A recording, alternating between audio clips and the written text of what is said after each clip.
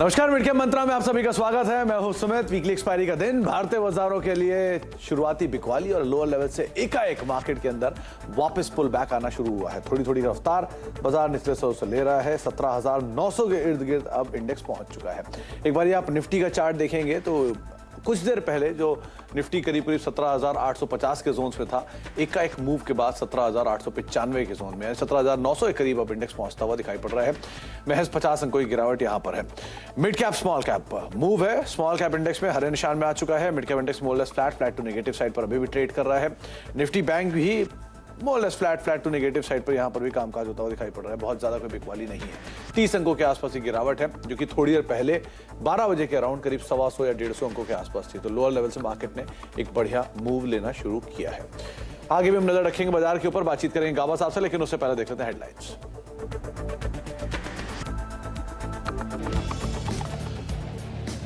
7 दिनों की तेजी के बाद वीकली एक्सपायरी के दिन बाजार पर दबाव। निफ्टी 17,900 के करीब। इन्फोसिस, टीसीएस, रिलायंस और आईसीआईसीआई बैंक बना रहे हैं प्रेशर। निफ्टी बैंक और मिड कैप इंडेक्स भी शुरुआती बढ़त गवाई। कमजोर बाजार में जान फूंक रहे हैं सीमेंट शेयर। ग्रासिम, जेके सीमेंट, इंडिया सीमेंट 2% से भागे। रियल्टी और एफएमसी शेयरों में भी जोरदार खरीदारी। बीमा शेयरों में जोरदार खरीदारी। 2% की तेजी के साथ लाइफ हाई पर पहुंचा है एसबीआई लाइफ। एफएनओ के टॉप गेनर बना रहा आईसीआईसीआई प्रूडेंशियल। एचडीएफसी लाइफ में भी खरीदारी जारी। ऑटो एंसिलरी कंपनी सोना बीएलडब्ल्यू में हुई 10 करोड़ से ज्यादा शेयरों की ब्लॉक डील। 5,441 करोड़ रुपए में 18% से ज्यादा हिस्सेदारी का सौदा। उधर एम्बेसी रीट में भी करीब 4% की ब्लॉक डील। मारुति सुजुकी ने लॉन्च की नई ऑल्टो K10। 3,999,000 से शुरू होगी कीमत। 4 वेरिएंट में लॉन्च हुई कार।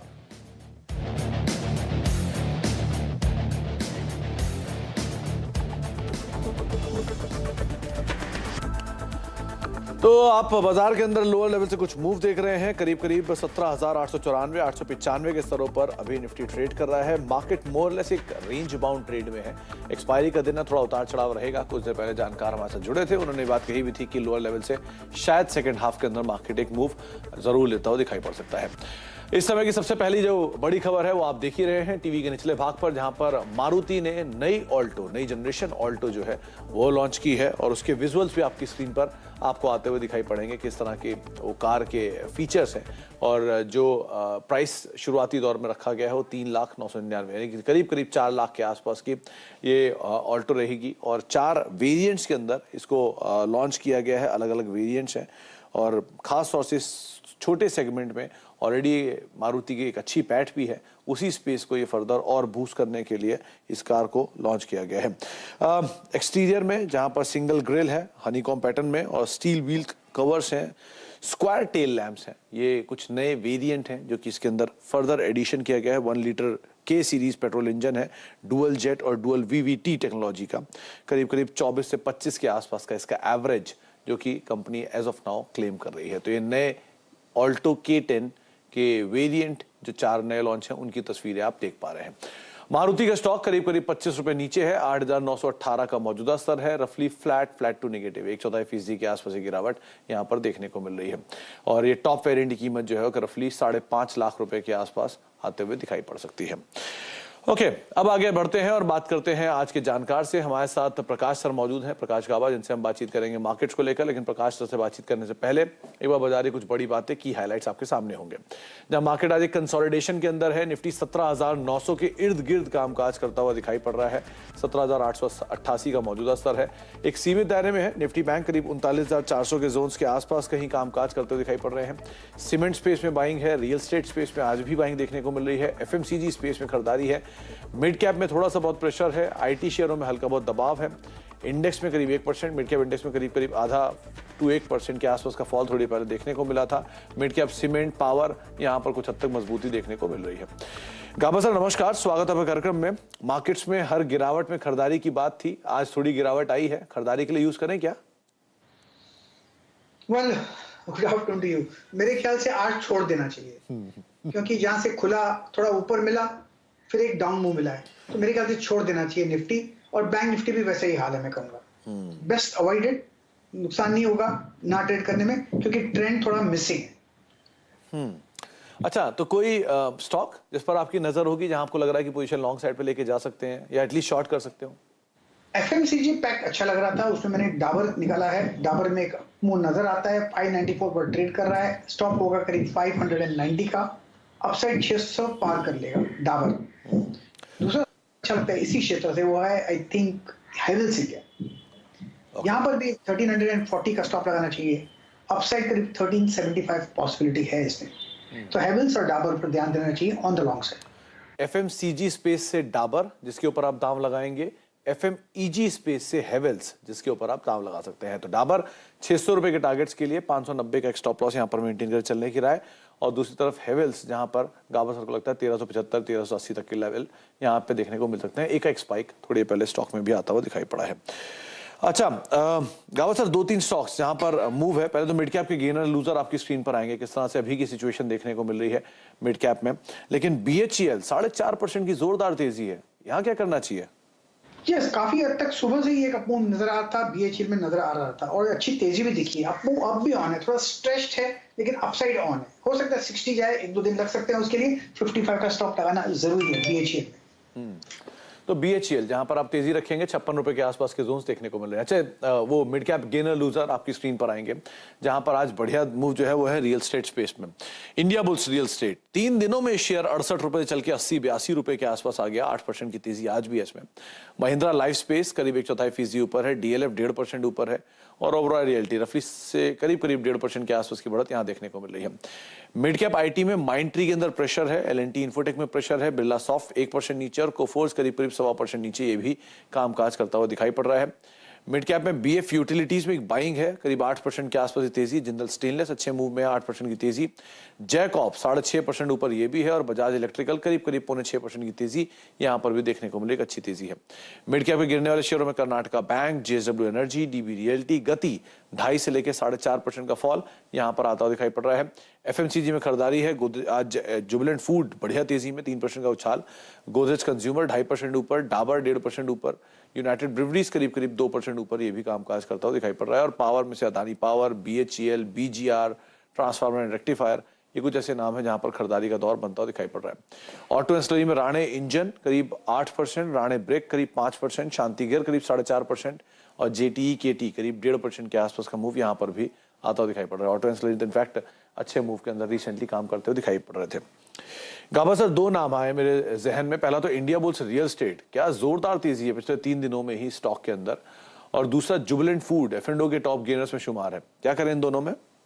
जुबिलेंट फूड में सुबह से तेजी नजर आती है, इनफैक्ट 3 दिन से नजर आती है जुबिलेंट फूड में तेजी। 624 पर ट्रेड कर रहा है, और मुझे लगता है कि करीब 640 तक जाना चाहिए, मैटर ऑफ टाइम। 610 तक अगर डिप मिलती है तो बाइंग अपॉर्चुनिटीज रहेगी जुबिलेंट फूड में। और दूसरा कौन सा बताया? India Bulls real state.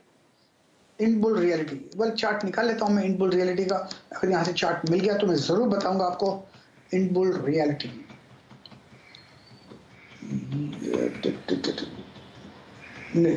Yes मिल गया मुझे, अच्छा लग रहा है मुझे India bull reality. In fact reality pack में कल और परसों से भी तेजी है। इंडिया बुल रियलिटी में भी कप्पू ऑन है, अपडेट कर रहा है 80 to 50 पर, पॉसिबल है कि करीब 90 की तरफ जाएगा, मैटर ऑफ टाइम। स्टॉप होगा करीब 80 का इंडिया बुल रियलिटी। अच्छा, गावा सर, भाई सोना बीएलडब्ल्यू को भी देखिए, इसमें आज एक ब्लॉक हुआ है, और ब्लॉक के जोन से पहले ये शेयर ऑलरेडी काफी करेक्ट हो चुका है। 575 रुपए का शेयर तो 2 दिन पहले ही था, वहां से टूट के 500 रुपए के आसपास के लोज, 512 का आज ब्लॉक, और 522 पे खड़ा है। क्या इसमें रिस्क रिवॉर्ड के लिहाज से बेटर साइड पे नहीं दिख रहा है?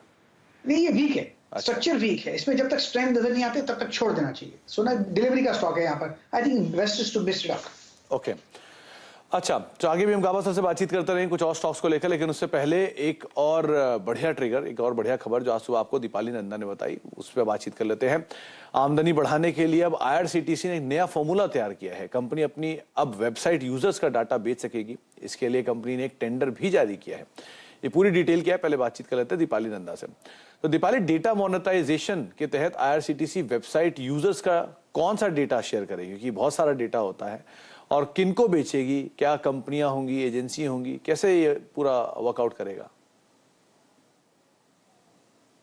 देखिए, हमें सोर्सेज से एक्सक्लूसिव जानकारी मिल रही है कि आईआरसीटीसी के पास जो डिजिटल डेटा है वेबसाइट पर, वो अब उस डेटा को मोनेटाइज करने जा रही है। ये एक्सक्लूसिव इंफॉर्मेशन हमें पता चली है और इसके लिए आईआरसीटीसी ने बकायदा एक टेंडर भी जारी कर दिया है। अगर हम डिजिटल डेटा बेस की बात करें तो जो रेलवे की पीएसयू आईआरसीटीसी की बात हम कर रहे हैं, अगर हम ट्रेन टिकट की बात करें तो इस रिजर्वेशन में आईआरसीटीसी की मोनोपोली है और जितना बड़ा यूजर डेटाबेस आईआरसीटीसी के पास मौजूद है वो शायद ही किसी दूसरी एजेंसी या कंपनी के पास हो।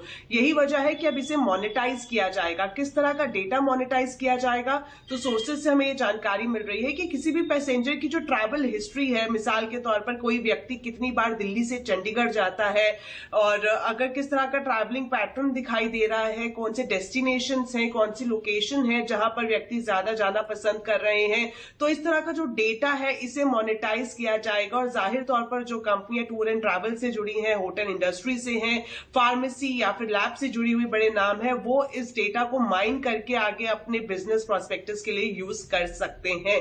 तो ये एक इंपॉर्टेंट कदम है मोनेटाइजेशन, डेटा मोनेटाइजेशन के जरिए आईआरसीटीसी अब कमाई करने की योजना पर काम कर रहा है। अच्छा दीपाली, क्योंकि जब डेटा की बात होती है या सुनते हैं सबसे पहले दिमाग में यही आता है, क्या पर्सनल डिटेल भी जाएंगी? आधार, पैन कार्ड, फाइनेंशियल ट्रांजैक्शंस, ये सब भी इसके अंदर रहेगा क्या? देखिए, बहुत अच्छा सवाल है और मैं आपको यहाँ पर क्लैरिफिकेशन देना चाहूंगी कि अगर आपने आईआरसीटीसी की वेबसाइट पर टिकट बुक किया है तो जाहिर तौर पर आपका आधार कार्ड, पैन कार्ड, बैंकिंग की डिटेल सब कुछ आईआरसीटीसी के पास होगी ही। लेकिन यहाँ पर ये साफ किया गया है कि कोई भी फाइनेंशियल डिटेल किसी भी व्यक्ति की किसी कंपनी के साथ शेयर नहीं की जाएगी, चाहे वो आधार कार्ड हो, पैन कार्ड हो, आपका बैंक अकाउंट की डिटेल हो, यहाँ तक कि अगर आपकी जो बैंकिंग ट्रांजैक्शन की हिस्ट्री है ये भी किसी भी व्यक्ति या किसी कंपनी या एजेंसी के साथ शेयर नहीं की जाएगी। मौजूदा जो आईटी एक्ट है इसके तहत ही पूरे डेटा को फिल्टर करके ही किसी कंपनी को दिया जाएगा। चलिए, बहुत बहुत शुक्रिया दीपाली हमारे साथ मौजूद रहने के लिए, पूरा अपडेट देने के लिए, उसमें फर्दर क्लैरिफिकेशन भी देने के लिए किस तरह से डेटा मोनेटाइजेशन होगा।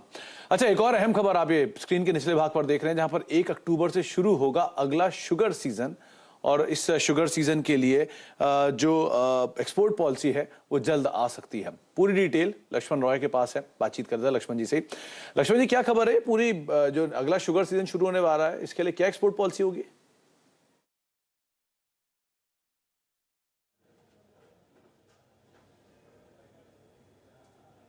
देखिए, दरअसल अगले शुगर सीजन जो कि जैसा कि आपने कहा कि 1 अक्टूबर से शुरू होने जा रहा है, उसके लिए सरकार बहुत जल्द नई शुगर एक्सपोर्ट पॉलिसी का ऐलान करने जा रही है। दरअसल जो सरकार ने कहा था कि चीनी आपको एक्सपोर्ट करना है, वो इसी शुगर सीजन के लिए था, यानी जो 30 सितंबर को खत्म हो रही है। अब अगले शुगर सीजन के लिए सरकार की तरफ से एक पॉलिसी का आना जरूरी है कि कितनी चीनी हम एक्सपोर्ट करना चाहते हैं और उस पॉलिसी के बाद ही चीनी कंपनियां एक्सपोर्ट के लिए कॉन्ट्रैक्ट कर सकेंगी। तो अब सूत्र मुझे बता रहे हैं कि फूड मिनिस्ट्री इस बात का आकलन करने में जुटी है कि आखिर चीनी का अंतिम उत्पादन कितना होने जा रहा है और खपत कितना होगा, कैरी ओवर स्टॉक कितना होगा, और इन सब के आकलन करने के बाद ये देखेगी घरेलू खपत करने के बाद कितनी चीनी बचती है यहाँ पे, और फिर कैरी ओवर स्टॉक को घटाने के बाद कितना हम एक्सपोर्ट कर सकेंगे, और उसके आधार पर सरकार एक्सपोर्ट पॉलिसी का ऐलान करेगी। यहाँ पे दो अलग अलग विकल्पों पर विचार किया जा रहा है। एक विकल्प यह है कि पूरे शुगर सीजन के लिए सरकार एक मुश्त कोटा तय कर दे कि इतना आपको एक्सपोर्ट करना है। ये कोटा कितना होना चाहिए, तो इसको लेके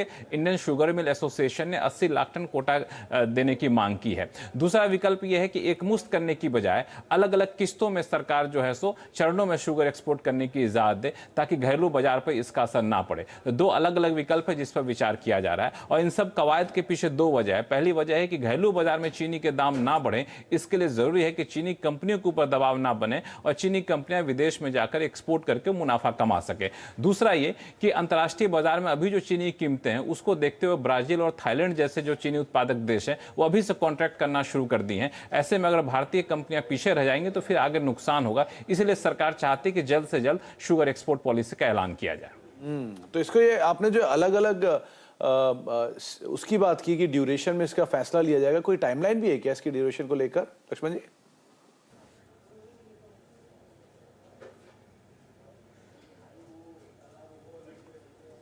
नहीं, फैसला तो उनको 1 अक्टूबर से पहले पहले लेना होगा या फिर उससे पहले ही ले लेना होगा, क्योंकि कॉन्ट्रैक्ट जब लॉन्ग टर्म किया जाता है तो सप्लाई हम 1 अक्टूबर से करें, ये सुनिश्चित करने के लिए जरूरी है कि 15 दिन, 3 हफ्ते, 4 हफ्ते पहले डिसीजन हो जाए, ताकि चीनी कंपनियां उस डिसीजन के आधार पर फैसला ले।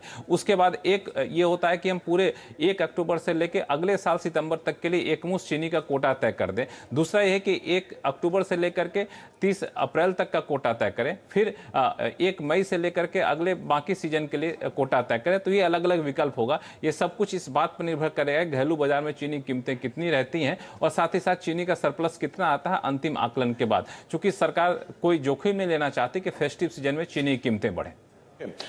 और रिएक्शन आपकी स्क्रीन पर है। लक्ष्मण जी ऐसे ऐसे खबर की बातचीत कर रहे हैं, एकाएक पूरे ही शुगर स्पेस में तेजी आई है। बलरामपुर चीनी, धामपुर, मवाना, रेणुका सभी में ही जोरदार स्पाइक लोअर लेवल से आता हुआ दिखाई पड़ा है। बलरामपुर चीनी 340 के स्तरों पर, धामपुर में निचले स्तरों से खरीदारी 226-27 के स्तर यहां पर देखने को मिल रहे हैं। रेणुका शुगर लोअर लेवल से वहां एक स्पाइक देखने को मिला। त्रिवेणी, EID पैरी, ये कुछ ऐसे नाम है जो कि हरे निशान में कामकाज करते हुए दिखाई पड़ रहे हैं। इधर लोअर लेवल से रिकवरी है या फिर एक अच्छी मूव के बाद दिन के ऊपरी स्तरों पर कामकाज कर रहे हैं। बहुत बहुत शुक्रिया लक्ष्मण जी खबर हमें बताने के लिए, हमसे चर्चा करने के लिए इसको लेकर। आपसे इनफैक्ट शुगर स्पेस में हम फर्दर बातचीत भी करेंगे। एक ब्रेक का वक्त हो गया है, ब्रेक के बाद लौटते हैं और गावा सर से इसके ऊपर राय भी लेते हैं।